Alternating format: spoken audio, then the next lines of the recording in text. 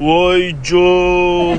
Ne bu ya yetib bak. Karvattıma yatqandek so'zlab uxlayolmayman juma men. Savat.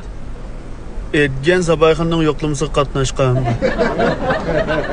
Ey, Savat! Qo'pa, Savat! Zabaylık kilişkisi var mı ya buna? Savat qo'pa! Qo'pa. Araqından tükürüp yaptı bu ha. Qo'pa Savat? Bir amal var. Canım yerim kep qoldi, qo'pangay bolam. Oy, deriz qana deriza. Aka turban şan chigan. Uy. Meni oyamdı bunda oşup kan boğuytan. Ya.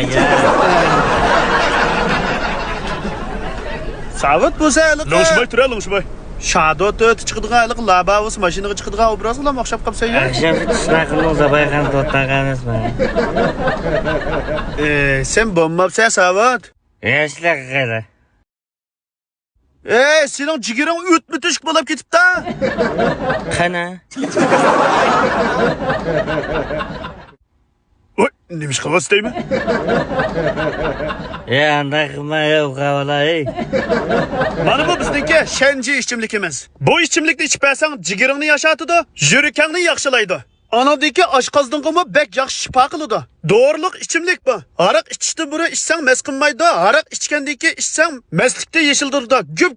Ko'p ichita yeshilsa. Ma ichimlik Shinjang ichi vakolatchi qabul qiladi. Aloqa qilish telefon nomeri 199 90 88 3210. Haras qizil kaldek tambajima meniki.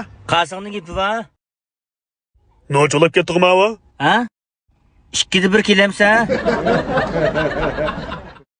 Ya bo'ldi, Savatga bir ayrim tal uylarga bunchalar qancha ish ketishni. Bunu kadar yürü var yine.